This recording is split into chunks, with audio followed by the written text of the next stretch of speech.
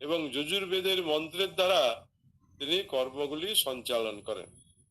তো আমরা বৈদিক মন্ত্রের দ্বারা প্রথম যে ব্রহ্মচারী অবস্থাতে প্রথম যে বললাম যে প্রথমে হচ্ছে মেধা বাড়ানোর জন্য আমাদের উপাসনা করা হয়, এবং সেই উপাসনার দ্বারা ব্রহ্মচারী শ্রুতিধর হয়ে ওঠে। অর্থাৎ একটা সময় ছিল চতুর্বেদী, চারটে বেদই সম্পূর্ণ কণ্ঠস্থ করত এবং সম্পূর্ণ তাদাত্ম্য ভাবে তারা একদম ধারণ করার শক্তি রাখতেন। সেই জন্য তাদের এখনো টাইটেল আছে চতুর্বেদী।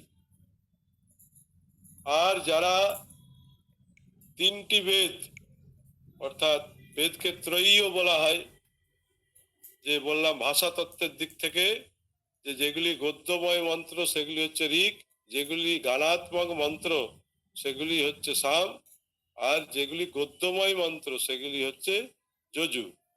তো এই তিন বেদকে, তিন রকম বেদের যে মন্ত্রকে সম্পূর্ণ যিনি কণ্ঠস্থ করতেন,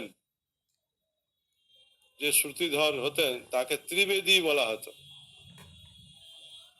তো এই যে মেধা শক্তির বিকাশ ঘটবে তখনই এক হচ্ছে উপাসনা করতে হবে, দ্বিতীয় হচ্ছে গুরুর আশীর্বাদ থাকতে হবে, ইষ্টের আশীর্বাদ থাকতে হবে, নাহলে কিন্তু সেটা সম্ভব কখনোই নয়।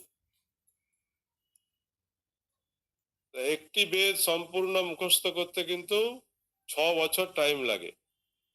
সম্পূর্ণ একটি বেদ মুখস্থ করতে এখনো সেই পরম্পরা, গুরু পরম্পরা রূপ আমাদের মধ্যে ভারতবর্ষে আছে।